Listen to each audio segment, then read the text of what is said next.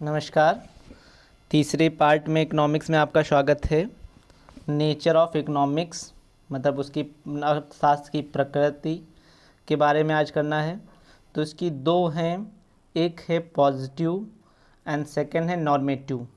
Positive मतलब यहाँ पे सकारात्मक वर्ड न लेकर हम वास्तविक रूप लेंगे कि वास्तविक रूप में अर्थशास्त्र क्या है, एंड नॉर्मेटिव जो है उसको हम आदर्श के रूप में हम लेंगे कि आदर्श विज्ञान क्या है। पहला पॉजिटिव साइंस के रूप में देखते हैं कि इकोनॉमिक्स एक पॉजिटिव साइंस कैसे है। तो पॉजिटिव साइंस में अब आप कह सकते हो कि पॉजिटिव साइंस में वो चीज़ है कि एज दे आर पे अक्सर के आपको स्टडी करनी है कि एज दे आर क्या चीज़ होती है। जैसे इसमें सबसे ज़्यादा कि प्रॉब्लम जो है वो एज दे आर पे ज़्यादा इंडिकेट की जाती हैं पॉजिटिव में। ठीक है, मतलब as they are, what ought to be. ठीक है, इन चीज़ों पे ज़्यादा। जैसे एक चीज़ करके पढ़ते हैं, जैसे positive science is the science which deals with the problems as they are.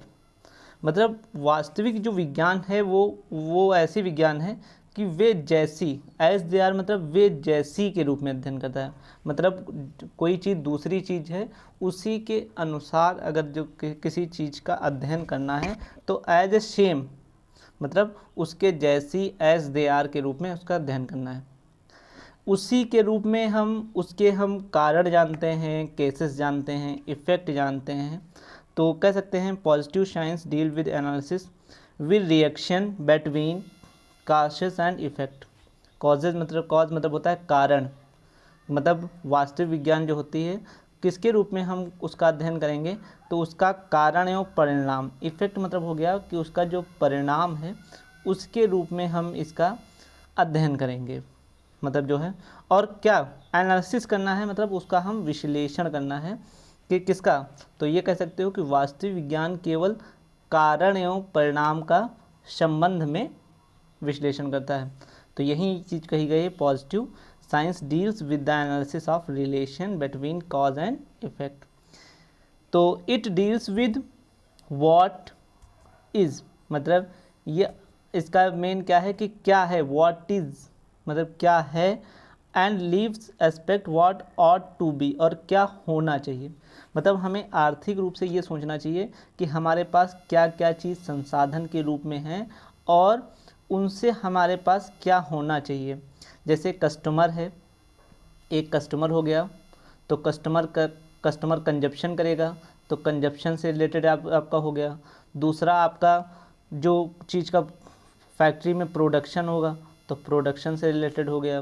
तीसरा एक्सचेंज, किस चीज़ का एक्सचेंज किसके थ्रू होगा तो उस पर भी, और कितने रुपए पर हो गया तो ये हमारी क्वांटिटी हो गई।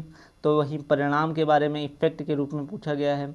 और उसका डिस्ट्रीब्यूशन कैसे होगा, मतलब उसका वितरण कैसे होगा, इस चीज़ के बारे में कहा गया है। आइए इसको हम एक एक करके पढ़ते हैं। Professor J B Senior and Robbins ने इकोनॉमिक्स को कैटेगरी को पॉजिटिव साइंस कहा है। मतलब इसके कहने वाले जो हैं वो जेबी सीनियर हैं और रॉबिन्सन हैं। उसके साथ में और every branch of economics rely analysis establish to relation between cause and effect. मतलब जितनी भी जो वास्तविक अर्थशास्त्र है वो किसके बीच में संबंध है बता रही है, वो केवल कॉज मतलब कारण और इफ़ेक्ट मतलब परिणाम के बीच में, इन दो के बीच में केवल संबंध बताती है। अच्छा, हमने कल आपसे बताया था जैसे कि फादर ऑफ इकोनॉमिक्स जो हैं वो कौन है। तो फादर ऑफ इकोनॉमिक्स आप सभी को पता है कि एडम स्मिथ है, एडम स्मिथ है। अच्छा, और इसी प्रकार से एक बुक आई थी और उस बुक का नाम था इकोनॉमिक्स।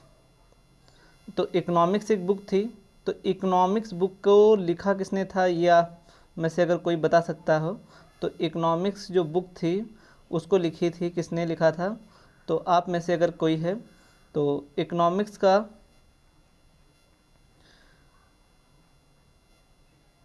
की जो बुक लिखी थी वो चाणक्य ने लिखी थी। चाणक्य कह सकते हो या विष्णुगुप्त कह सकते हो, जो कि अर्थशास्त्र के बुक के लेखक जो थे वो चाणक्य थे। और अर्थशास्त्र के जो जनक जो माना जाता है वो हमें एडम स्मिथ माना जाता है। परंतु मॉडर्न जो इकोनॉमिक्स है उसके अगर आपसे कभी कोई फादर पूछे जाए तो उनको जेएम कीन्स को माना जाता है। किसको माना जाता है? जेएम कीन्स को माना जाता है। और फादर ऑफ इकोनॉमिक अगर पूछा जाए तो एडम स्मिथ है, क्योंकि एडम स्मिथ ने अपनी एक पुस्तक लिखी थी wealth of nation. Wealth of nation, ये भी आप लोगों के, क्योंकि आप लोग इकोनॉमिक्स पढ़ रहे हैं तो आपकी बहुत इंपॉर्टेंट ये चीज़ें बता रहे हैं। वेल्थ ऑफ नेशन लिखी थी, जिसकी वजह से इनको हम इकोनॉमिक्स का फादर के रूप में हम कहते हैं। और इसी से ही जितने भी अर्थशास्त्र की थ्योरी दी गई थी तो इसी में ही थी, और इसी वजह से ही कि इनको, परंतु 1930 में मतलब 1930 में जब वर्ल्ड वार हुआ तो अर्थशास्त्र जो हमारे यहाँ की थी, सबसे अर्थव्यवस्था सबसे निचली स्तर की अगर भारत की थी तो 1930 में थी। अभी कोरोना भी चला है तो कोरोना का फर्स्ट लॉकडाउन भी हुआ, धीरे धीरे सेकंड भी लॉकडाउन चल रहा है, परंतु मंदी जो बोली जाती है तो 1930 के बराबर कभी भी नहीं। तो इस मंदी से निपटने के लिए इनकी बुक वेल्थ ऑफ नेशन में खोजा गया पर अच्छी नहीं मिला।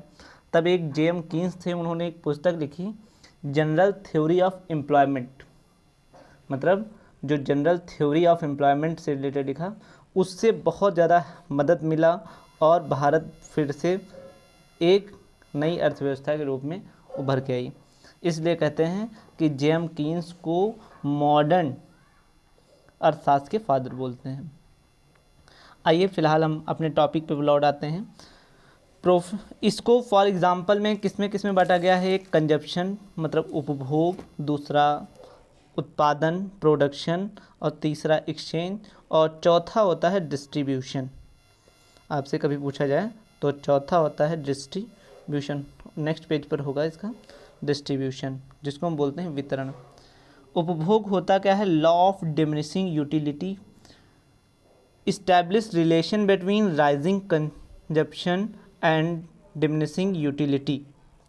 उपयोगिता, लॉ ऑफ डिमिनिशिंग यूटिलिटी मतलब जो यूटिलिटी होता हो गया उपयोगिता, लॉ हो गया नियम, और डिमिनिशिंग मतलब होता है ह्रासित मतलब घटते हुए, तो इसको बोलते हैं कि उपयोगिता ह्रास नियम। इस्टेब्लिश रिलेशन मतलब एक संबंध बताता है किससे?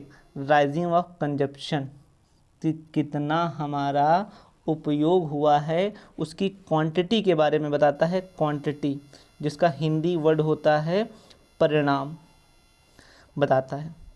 इसी प्रकार से प्रोडक्शन, तो प्रोडक्शन भी क्योंकि हमारे दिन पर दिन जो इकाइयाँ हैं वो बढ़ती जा रही हैं, इसलिए हमें कारण और परिणाम से ये भी मालूम करना है कि उत्पादन किस नियम के अनुसार होना चाहिए। तो इसलिए यहाँ पर जो नियम लगता है वो उत्पत्ति ह्रास नियम लगता है, जिन्हें हम बोलते हैं लॉ ऑफ डिमिनिशिंग प्रोडक्टिविटी। ये चीज़ बहुत ज़्यादा होती है। तो कंजप्शन के लिए लॉ ऑफ डिमिनिशिंग यूटिलिटी और प्रोडक्शन के लिए लॉ ऑफ डिमिनिशिंग प्रोडक्टिविटी होता है। एक्सचेंज करने के लिए जो हमारा है, एक्सचेंज जो होता है कोई चीज़ अगर आपकी बिकती है वो किस पर, कि आपकी एक्सचेंज जो होती है वो उसका जो प्राइस डिसाइड करता है। एक्सचेंज हमने क्या बताया, वन हैंड से टू वन सेकंड हैंड को हैंड ओवर करना, मतलब एक हाथ से दूसरे हाथ को ट्रांसफ़र करना क्या होता है? एक्सचेंज। अब एक्सचेंज जो होगा वो अब काहे से होता है? पहले थिंग्स के बदले थिंग्स ही होती थी, परंतु अब प्राइस और थिंग्स के बीच में होता है जब से उसकी वैल्यू हो गई। तो इस प्राइस डिसाइड किस पर करता है? सप्लाई और डिमांड पर। तो इसलिए एक्सचेंज अगर आपसे पूछा जाए तो एक्सचेंज किस पे इफेक्ट करता है? तो change of demand and supply पर इफेक्ट करता है। तो consumption law of diminishing utility, production law of diminishing productivity, and exchange change on demand and supply पर करता है। अच्छा, डिस्ट्रीब्यूशन जो होता है वो हमें किसी चीज़ को बेचना है तो उसका डिस्ट्रीब्यूशन, तो हमारे पास जिससे उसके साधन होंगे, ट्रांसपोर्ट होगा, तो उसके ट्रांसपोर्ट पर उसकी डिसाइड करता है। अगर वो रेलवे से जाएगा तो कम कॉस्ट उसकी होगी तो उसका रेट कम होगा। अगर वो रोड ट्रांसपोर्ट से जाएगा, ट्रक से जाएगा, तो उसकी रेट और कुछ कम ज़्यादा होंगी। अगर वहीं प्लेन से जाएगा तो उसकी रेट अलग होंगी। तो अगला होगा डिस्ट्रीब्यूशन। तो increase of factor supply their rising in also example of cause and effect. तो factor of supply of diminishing their prices, तो इसका कीमत परिवर्तन किस पर कर रही है, वो भी डिमांड पर कर रही है। मतलब जिस हिसाब से उसकी मांग हो रही है उसी हिसाब से उसकी कीमतें घटती या बढ़ती हैं। अगला होता है पब्लिक फाइनेंस। मतलब पैसा कहाँ से आएगा, धन कहाँ से आएगा, तो धन वहीं से आएगा जिस हिसाब से उसका कंजप्शन होगा, जिस हिसाब से उसका प्रोडक्शन होगा और जिस हिसाब से उसका डिस्ट्रीब्यूशन होगा। तो इसलिए इसमें प्रोडक्शन भी, कंजप्शन भी शामिल होता है, प्रोडक्शन भी शामिल होता है एंड डिस्ट्रीब्यूशन भी शामिल होता है। This effect of tax on consumption, production and distribution. Tax किस पर लगता है, सरकार को राजस्व कहाँ कहाँ से मिलता है, हम कोई चीज़ प्रयोग करते हैं वहाँ से मिलता है, कोई फैक्ट्री बनाती है तो वो भी देती है, और जो शॉपकीपर्स खरीदते और बेचते हैं वो भी गवर्नमेंट को टैक्स देते हैं। तो government tax collected from producer, distributor and customer, मतलब सभी से लेती है। इसलिए इसका रिलेशन बिटवीन किसके, कॉज और इफेक्ट, इसका जो होता है इफेक्ट पड़ता है कंजप्शन, प्रोडक्शन एंड डिस्ट्रीब्यूशन। दूसरी होती है नॉर्मेटिव साइंस। नॉर्मेटिव को हमने आपसे बताया कि इसको हम एक आदर्श के रूप में लेंगे कि आदर्श के रूप में हमारी क्या होती है। तो इसमें क्या होना चाहिए कि हमारे पास क्या होना चाहिए, इसका मेन जो इफेक्ट आपको लेकर चलेगा नॉर्मेटिव को, तो व्हाट ऑट टू बी, कि क्या होना चाहिए। आइए, normative science is related with the aspect what ought to be in which positive and negative features of economic problem and analysis their desirability of under desirability is assigned। मतलब इसका हम ये कह सकते हैं कि जो आदर्श विज्ञान है का संबंध जो है क्या होना चाहिए, कि इससे संबंधित जो है वो आर्थिक पहलुओं की अच्छाइयाँ बुराइयों के संबंध विश्लेषण करता है, जिसमें आप वांछनीय अपना मत व्यक्त कर सकते हो। अच्छाइयाँ भी हो सकती हैं, मतलब पॉजिटिव भी हो सकता है और निगेटिव भी हो सकता है।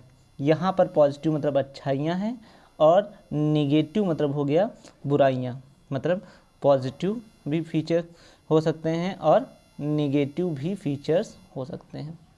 तो हमें क्या होना चाहिए, तो हम अगर किसी चीज़ को क्या से अगर हम लेते हैं तो हमारे माइंड में दोनों चीज़ें आती हैं कि हम उसके बारे में अच्छाइयाँ भी आती हैं और बुराइयाँ भी आती हैं। फीचर्स ऑफ देयर डिसएबिलिटी, इस पर various economics do favour for describing the normative aspect the problem to suggesting what ought to be. यहाँ फिर देखो व्हाट ऑट टू बी। तो इसमें हम ये कह सकते हैं कि अर्थशास्त्र जो है, जो वास्तविक रूप से इस वर्ग को, जो अर्थशास्त्रियों ने अपने दायित्व को विवेचना किया है, तो एक सब्जेक्ट के रूप में, एक विषय के रूप में भी दिया है। ठीक है, जैसे मार्शल, पिगाओ, हर्टी एंड कीन्स जैसे लोग जो हैं इकोनॉमिक्स को एक नॉर्मेटिव के रूप में ज़्यादा दिया है, बांटा है। तो इसको नॉर्मेटिव में बांटने वाले मार्शल हो गए, पिगाओ हो गए, हर्टी हो गए और कीन्स हो गए।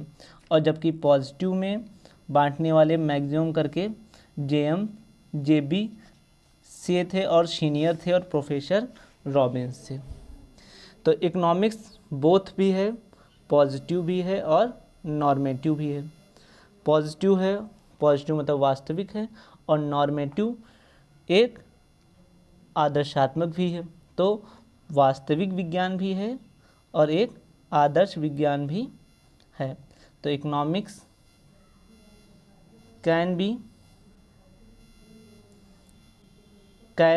Neither be link along with positive science along with normative science. Chapter of economics contain both features positive as well as normative। मतलब अर्थशास्त्र को न केवल ये भी कह सकते हो केवल वास्तविक है और न ये भी कह सकते हो कि आदर्शात्मक है। It is mean economics is link with the positive science and normative science. मतलब एक पॉजिटिव भी है और नॉर्मेटिव भी है, तो इसके भी कह सकते हो। और इसके जो फीचर्स भी हैं वो भी पॉजिटिव के भी हैं और नॉर्मेटिव, दोनों के भी इसमें फीचर्स मिलते हैं। इसी प्रकार से फ्रेडमैन जो हैं उन्होंने इसके बारे में एक्सप्लेन किया है कि इकोनॉमिक्स जो है वो वास्तविक विज्ञान है और कभी आदर्श विज्ञान भी है। मतलब ये नहीं कहा है कि permanent, economics is some time positive science and some time normative, मतलब कभी वास्तविक विज्ञान के रूप में भी होता है और कभी मतलब आदर्श के रूप में भी होता है। तो अब यह है कि अब हमारे पर डिपेंड करता है कि वो आर्थिक समस्या का समाधान हम कैसे करते हैं, तो वास्तविक रूप से करते हैं, तो वास्तविक रूप में आर्थिक समस्या का समाधान कैसे होना चाहिए, या फिर हम आदर्श के रूप में हम अपने सिद्धांतों के हिसाब से लेकर चलते हैं, इस चीज़ का भी हमारे पर इफ़ेक्ट करता है। तो इसलिए इन्होंने इसीलिए कहा है कि Friedmann economics is sometime positive and sometime normative science, मतलब कभी वास्तविक है और कभी आदर्शात्मक है। How is economic problem is solve, हमें अपनी जो इकोनॉमिक समस्याएं हैं आर्थिक रूप से उन्हें हम कैसे सॉल्व करते हैं, एक वास्तविक रूप से लेकर या एक हम नॉर्मेटिव के रूप में लेकर इसको हम सॉल्व करते हैं। Thus the economics ascend in the both positive as well as normative, इसलिए जो हमारा अर्थशास्त्र है कैसा है, वास्तविक भी है और आदर्शात्मक भी है। अब आपसे यहाँ पे कहीं देखो आर्ट एंड साइंस नहीं आता है, यहाँ पे पॉजिटिव हो गया और नॉर्मेटिव होगा, इसलिए economic as a social science, एक सामाजिक विज्ञान के रूप में है। इसके बाद में अब है, बस आप आज इतना पढ़ेंगे, इसके बाद अगले उसमें आते हैं जिसमें हम आपको माइक्रो इकोनॉमिक्स के बारे में पढ़ाएंगे और उसके बाद में उसके कैरेक्टरिस्टिक पढ़ाएंगे। Thank you to all, have a nice day.